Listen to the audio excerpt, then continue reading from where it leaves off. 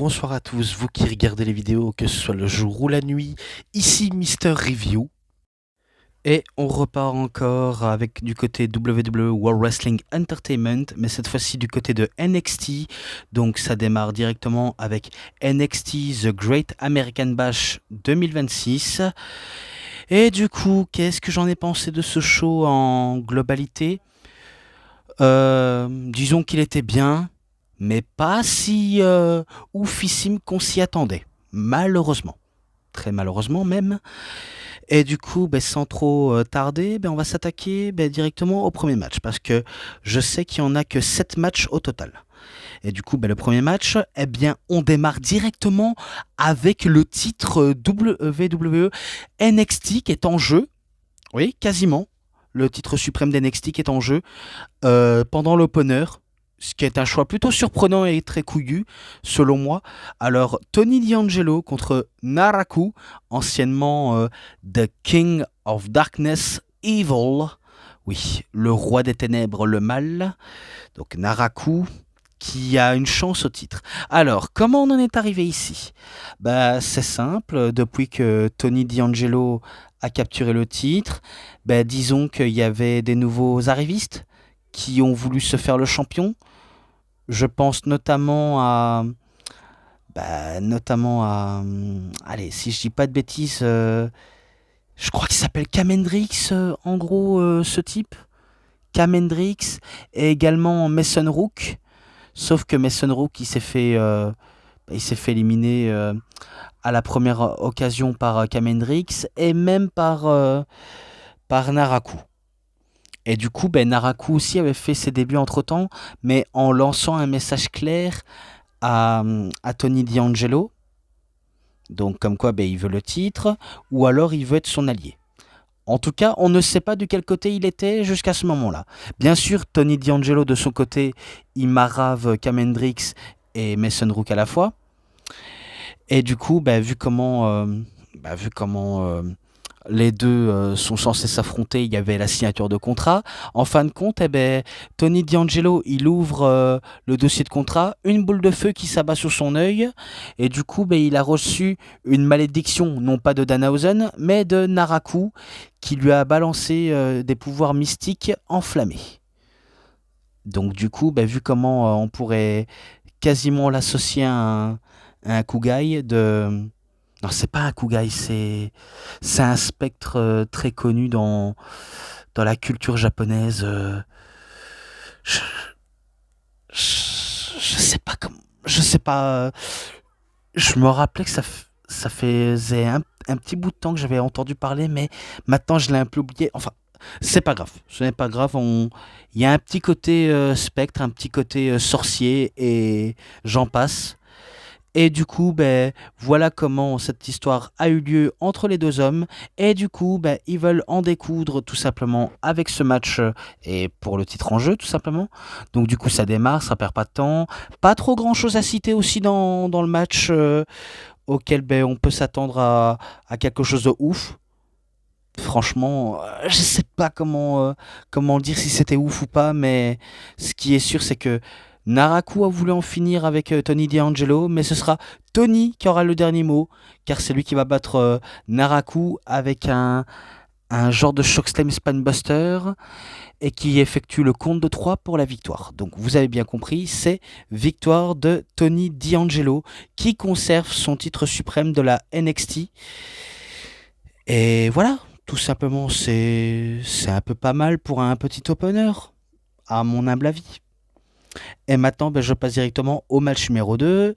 C'est pour le titre féminin nord-américain de NXT, entre Zarya contre Tatum Paxley.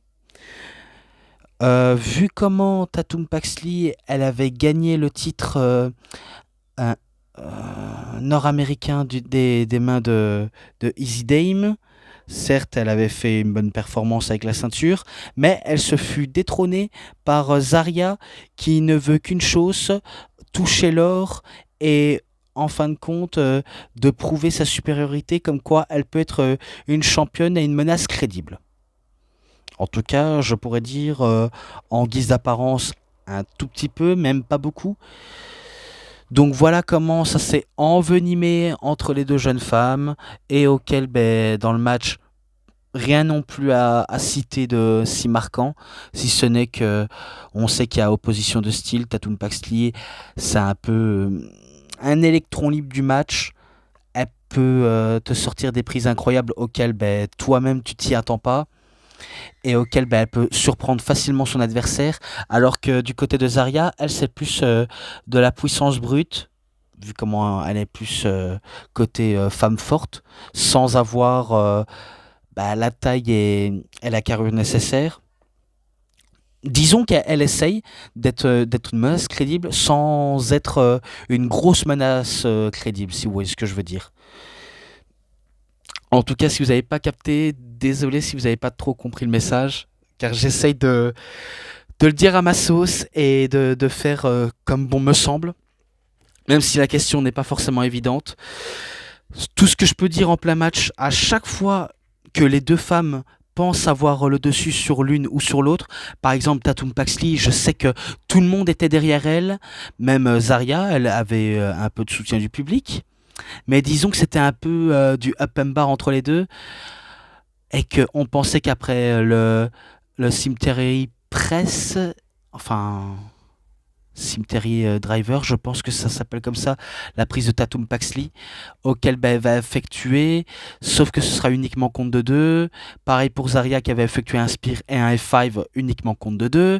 Mais après, on va pas déconner, à la fin du match, ce sera tout de même Zarya qui aura le dernier mot final et qu'elle conserve son titre tout simplement en le battant avec un Spear et un F5 pour la victoire. Donc victoire de Zarya, qu'elle conserve toujours son titre féminin nord-américaine.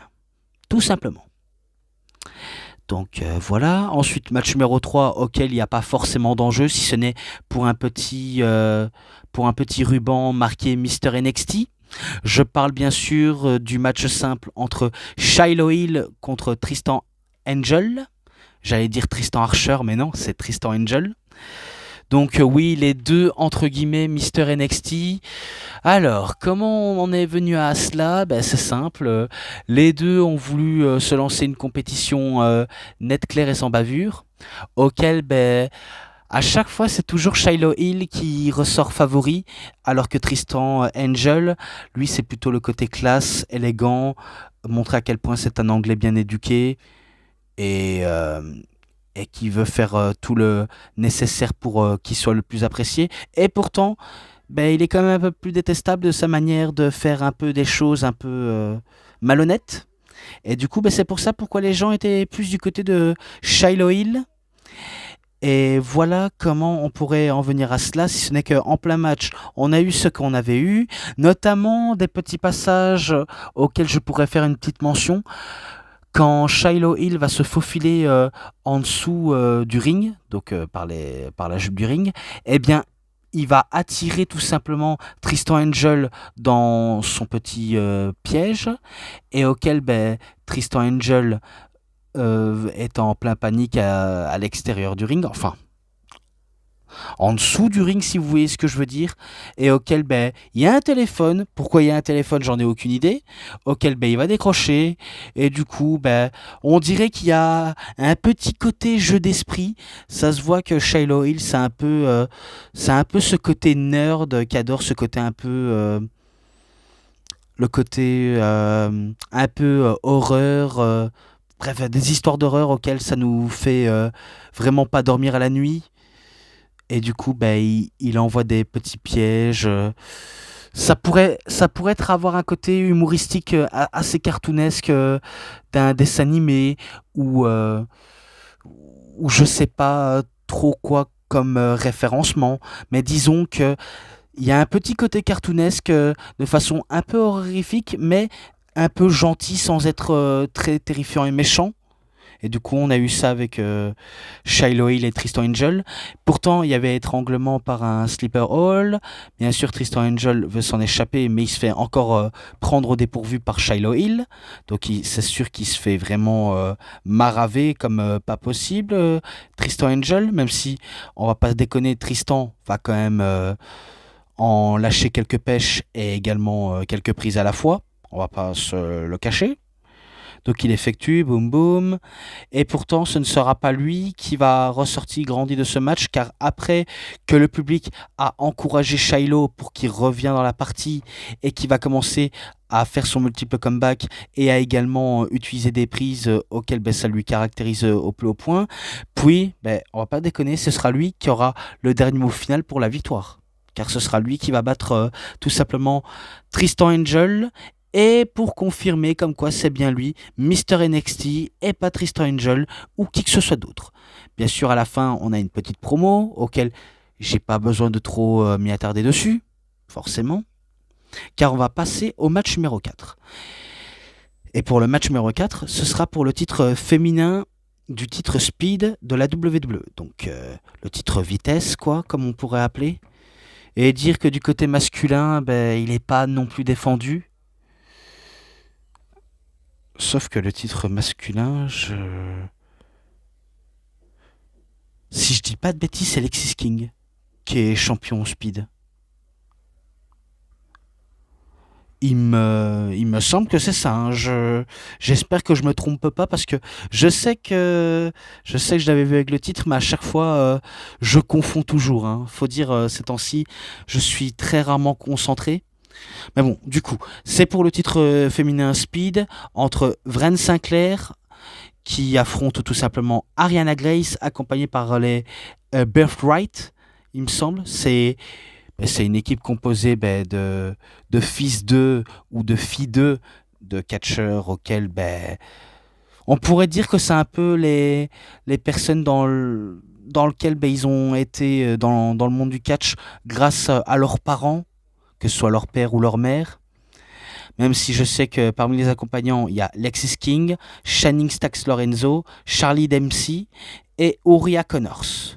Et du coup, comme vous le saviez, Lexis King, Brian Pillman Jr., fils de Brian Pillman Sr., Channing Stax Lorenzo, lui, c'est pas le fils de grand catcheur, lui, c'est plutôt le petit ami de la fille d'un grand catcheur nommé Santino Marella. Donc, je parle bien sûr de Ariana Grace.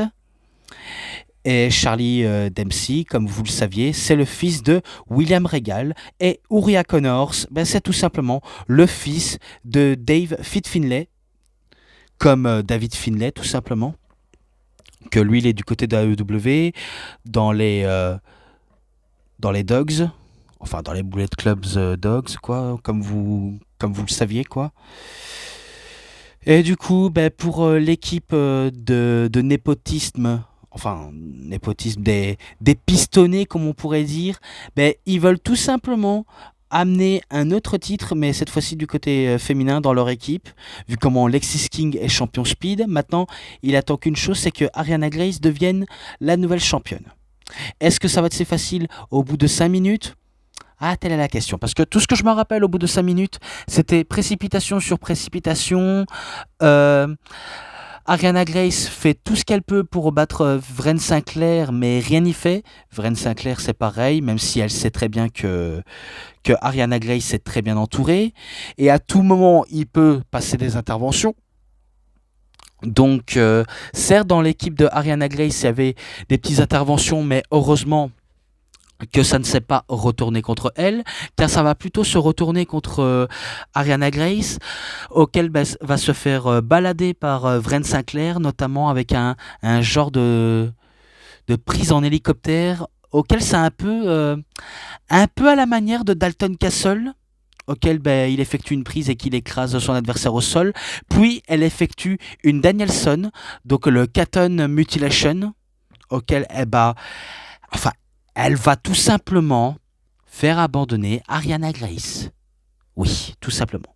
Donc c'est tout simplement Vren Sinclair qu'elle reste toujours championne Speed et auquel est-ce qu'il y aura un match en revanche ou une autre participante qui aura l'occasion de lui faire face? Que des questions. Bon, après il y avait pas mal de segments auxquels j'ai préféré de passer parce que il y en a c'est pas très intéressant, d'autres que ça vaut un petit peu la peine. Mais j'ai pas besoin de trop m'y attarder dessus, si ce n'est que je passe directement au match numéro 5. C'est un match simple, bien sûr, entre deux anciens, enfin, un ancien membre de Dark State et l'actuel chef du membre de Dark State. Alors, tout simplement, Segwan Sugars contre Dion Lennox. Donc, bien sûr, comment on en est arrivé ici? Pourquoi est-ce que dans le Dark State, ils sont plus que 3 alors qu'ils étaient 4? Ben, tout simplement, lors d'un match pour les titres par équipe masculin, forcément, The Dark State avait perdu le match et également l'opportunité au titre. C'est-à-dire que celui qui perd forcément le match pour son équipe, il va se faire éjecter du groupe. Du coup, on s'attendait que ce soit Dion Lennox, mais finalement, c'est Segwan Sugars qui va se faire allumer par The Dark States. Et du coup, c'est comme ça comment Segwan Sugars va être en croisade contre The Dark States. Et auquel il veut à tout prix les éliminer un à un, l'un après l'autre. Est-ce que ça sera une masse facile? Je ne pense pas. Clairement, je ne pense pas. Et pourtant, faut dire, comment dire, dans l'équipe de The Dark States, je n'ai jamais accroché du début et je n'accrocherai pas non plus jusqu'à la fin, en sachant que pour moi, c'est pas une équipe qui m'emballe le plus au monde. On va pas se le mentir. En tout cas, ce que je pourrais dire, c'est que Segwan Sugars essaie de faire sa propre identité, essaye de faire son propre vécu. Il y a un petit côté euh, Keno Carver, un peu mec de cité, mais un peu gars sympa, entre autres. Je sais pas comment trop qualifier cela, mais il y a pas mal de similitudes sans être très très proche. Je sais pas comment trop qualifier cela, si ce n'est que j'étais pas trop forcément emballé dans ce match. D'ailleurs, comme la plupart des matchs, je dis pas que je n'ai pas aimé de les regarder, c'est juste que j'étais pas trop emballé et auquel je me dis, peu importe l'issue de ce match, celui qui remporte la victoire, ok, aura gagné. Et, euh, et je pense que ce sera bon là-dessus. D'ailleurs, attendez, je vais vite tout simplement venir, car on ne m'appelle pas, mais je vais faire un petit pause toilette. Ah voilà, après un beau petit pause bronze, ça donne un peu de la pêche. Donc du coup, forcément entre Segwan Sugars et Dion Lennox, certes forcément il y a eu des prises et des enchaînements. Je pense que les deux membres de The Dark States ont voulu intervenir, mais heureusement que l'arbitre les avait à l'œil. Enfin, ce qui n'est pas toujours le cas, parce que parfois il y en a qui prennent pas mal de liberté sans qu'on s'en rende compte. Et du coup, malgré qu'il y avait le The Dark States à l'extérieur, sachez qu'avant tout, c'est que Segwan Sugars n'est pas que focus sur eux, il est que focus sur Dion Lennox, et auquel il veut à tout prix montrer à quel point que Dion Lennox est-ce qu'il est inférieur à Segwan Sugars.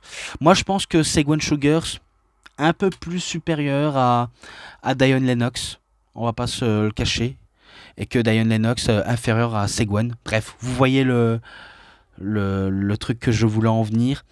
Et tout ce que je pourrais en dire là-dessus, c'est que après un moment auquel on s'attendait pas que ce soit terminé à ce point-là, ce sera Segwan Sugars qui va battre Dion Lennox.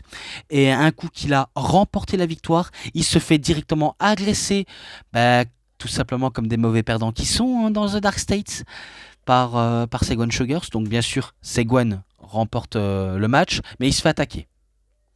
Et en laissant par cette image du vainqueur au sol alors que le perdant sort, il sort gagnant avec, avec son équipe auquel je n'accroche pas des masses.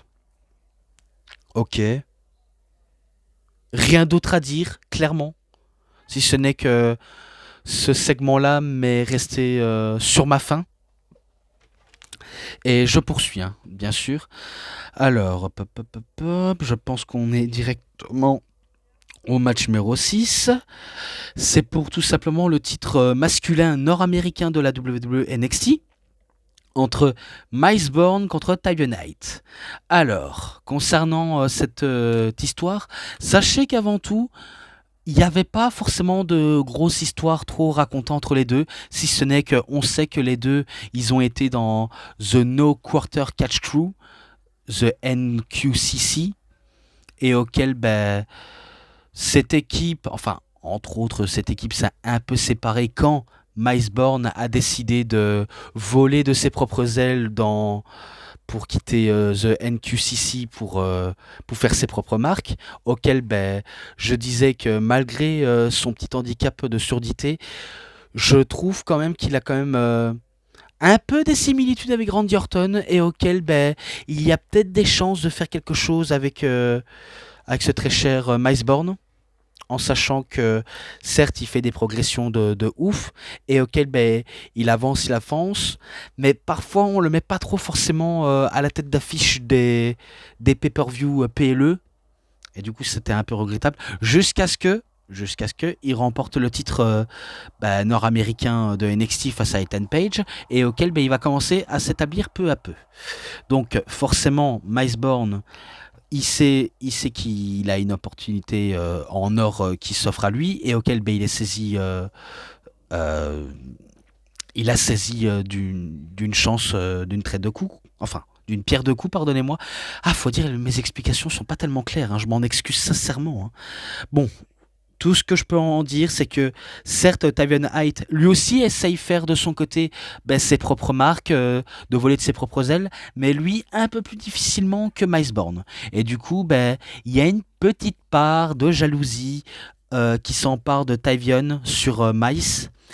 Et du coup, ben, il ne comprend pas pourquoi est-ce que Miles a plus d'opportunités que Tavion, en sachant que Tavion, lui, ça fait quasiment 1 an, ou voire 2 ou 3 ans, qu'il galère, et qu'il n'a toujours pas reçu son opportunité de rêve.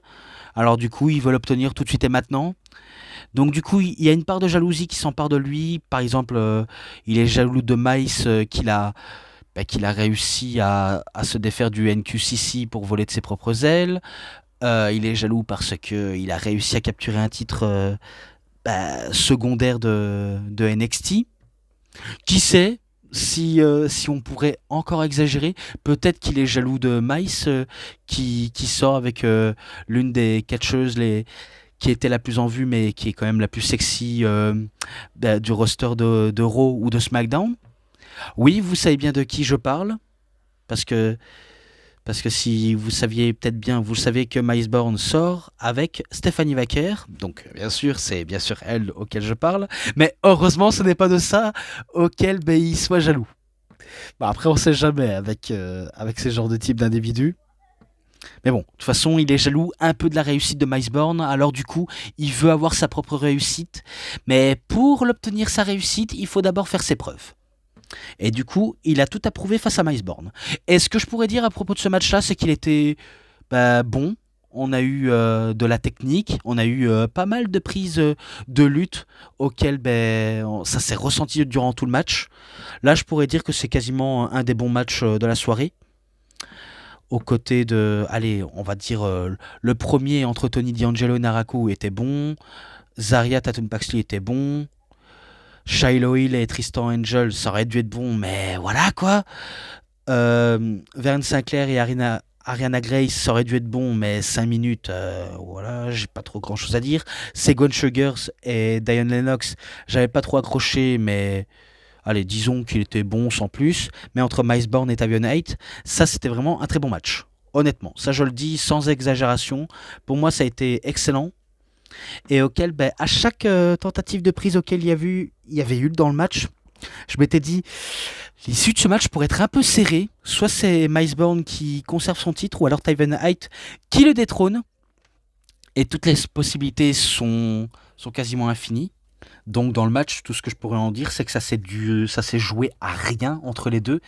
Même si ils ont tout tenté de se surprendre mutuellement, comme pas mal de choses qui pourraient s'en tenir, notamment avec un power slam, des snap suplex, des souplesses arrière, des German suplex, et j'en passe de d'autres prises auxquelles on avait eu.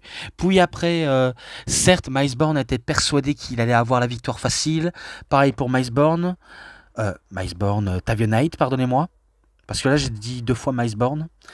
Micebourne a tenté, Tavion Height également, et puis ça s'est joué à pas grand chose, si ce n'est que Tavion Height a voulu également essayer d'en finir avec Mice, donc il sentait que c'était la fin, mais il va pas anticiper sa born again, donc le zigzag de Micebourne qui va effectuer sur Tavia Knight. Et du coup, suite à ce Born Again zigzag, eh bien ce sera uniquement compte de 3 pour la victoire. Donc du coup, c'est victoire de Micebourne qui conserve son titre nord-américain masculin. Et après, à la fin du match, les deux se serrent la main, ils se checkent et du coup, ils se disent t'as été le meilleur, peut-être que je ferai mieux la prochaine fois. Et peut-être que si jamais on se raffronte une nouvelle fois, tu sais ce qu'on dit, jamais 203. Qui sait? Ça pourrait peut-être possible. Bon, après, dans les segments, il y avait Kevin Owens avec un animateur WWE et un autre dont je n'ai pas la référence. D'ailleurs, la plupart des noms, je les ai quasiment oubliés. Pas au vestiaire, mais quasiment oubliés de mémoire. Et auquel je me dis, ok, sympa leur pronostic. Mais je préfère passer directement au main event. Directement. Donc, c'est le match numéro 7 pour le titre féminin de la NXT entre Kendall Gray contre Lola Vice. Alors, en sachant que Kendall Gray, elle a obtenu une chance pour le titre, pour espérer qu'elle affronte la championne qui est nulle autre que Lola Vice, eh bien, du coup, il n'y a pas forcément trop d'histoire entre les deux jeunes femmes. Si ce n'est que Kendall veut absolument gagner, donc le titre féminin, alors que Lola Vice, elle veut encore asseoir sa domination en tant que championne, catcheuse accomplie, enfin, combattante accomplie, surtout, parce que vu comment elle aime le côté artiste martial, le côté judoka et du jujitsu, et j'en passe d'autres arts martiaux auxquels elle est passée. Et du coup, tout ce que tout ce que je pourrais en dire sur ce match-là, c'est que c'était opposition de style. Car d'un côté, on a Lola Vice, c'est plus style combattante MMA, judokate et j'en passe, de d'autres styles qu'elle arbore. Et de côté de Kendall Gray, enfin Kendall Gray, et pas Kendall Gray, ça veut rien dire du tout. Donc Kendall Gray, elle, c'est plus du côté lutte. Et du coup, ça va se sentir hein, durant tout le match des kicks, des coups de poing, des coups de claque, des coups de pied, des coups de tibia, des high kicks. Et j'en passe de tout ce qu'on a eu à foison dans le match. Et auquel c'est pas forcément original de voir les matchs de Lola Vice. Mais bien sûr qu'on s'y attend. On s'y attend forcément. Et que il n'y a pas trop grand chose à en citer, si ce n'est que Lola Vice a voulu tenter sa backfist ou Raken backfist, mais qui ne va pas passer. Kendall Gray, elle a tenté un ankle lock ou l'une de ses prises signature auxquelles elle a voulu effectuer, mais sans succès. Puis un peu plus tard dans le match, donc dans le climax, il me semble que Lola Vice, elle va essayer de tenter de claquer l'une de ses Huracan Backfist ou de l'une de ses coups de pied retournés auxquels elle va faire décrocher la mâchoire de l'une des catcheuses, on sait jamais. Donc pour faire décrocher la mâchoire à Kendall Gray, alors que de l'autre côté, Kendall Gray, elle va utiliser sa prise de signature Gray pour en finir avec Lola Vice. Donc là, on pourrait dire que c'est victoire de Kendall Gray qu'elle devienne la nouvelle championne féminin de NXT et auquel elle est rejointe par Vren Sinclair, auquel la championne Speed célèbre avec la championne du monde féminin et auquel les deux amis vont célébrer leur victoire ensemble. Et l'image est magnifique. Donc voilà tout. Donc, à l'inverse de Night of Champions, auquel il y a eu trois défenses de titre, et bien sur les trois défenses de titre, on en a deux qui ont conservé avec succès et, euh, et un qui n'a pas été conservé avec succès mais qui a été couronné nouveau champion. Donc, je parle bien sûr de Sami Zayn, bien évidemment. Et que là, on a eu un changement de titre entre Kendall Gray et Lola Vice. Et du coup, c'est un peu la même impression qu'on avait eu pendant le main event de Night of Champions. Quasiment le même point de vue qu'on avait. Ah, faut dire, mes explications sont pas tellement claires, mais j'essaye de faire du mieux que je peux. Hein. Je fais tout, je le fais pas exprès. C'est juste que parfois, c'est un peu incompréhensif et je peux comprendre pourquoi la plupart de mes vidéos vous évitiez. Parce que forcément, mes explications, pas ouf, je peux le reconnaître. Mais bon, de toute façon, je pense que j'ai tout dit sur The Great American Bash 2026 et auquel ben, je vais passer directement à la conclusion. Merci bien à tous. Voilà, la vidéo touche à sa fin. Et avant de vous laisser, n'oubliez pas de me suivre sur les réseaux sociaux. Donc, bien sûr, mes réseaux sociaux sont bien sûr mon Instagram et également mon thread lié avec Instagram. Et surtout, mon Discord si vous voulez parler de plus de catch ou d'autres choses qui vous passent par la tête. Et voilà comment je conclurai cette vidéo en disant c'est tout pour cette vidéo de review. C'était Mister Review. J'espère que vous avez vraiment aimé cette vidéo de review. Et comme d'habitude, si vous avez aimé cette vidéo, vous savez ce qu'il vous reste à faire. Likez la vidéo, commentez, partagez, abonnez-vous à ma chaîne, donc DVD Pro Catch / Mister Review, et cliquez sur la petite cloche pour avoir plus des notifications et des prochaines vidéos. Et moi, comme d'habitude, je vous dis bonne journée, bonne soirée à tous. Au revoir tout le monde pour une prochaine vidéo de review. A plus à tous les fans de catch. Allez, bye bye tout le monde et surtout, vive le catch!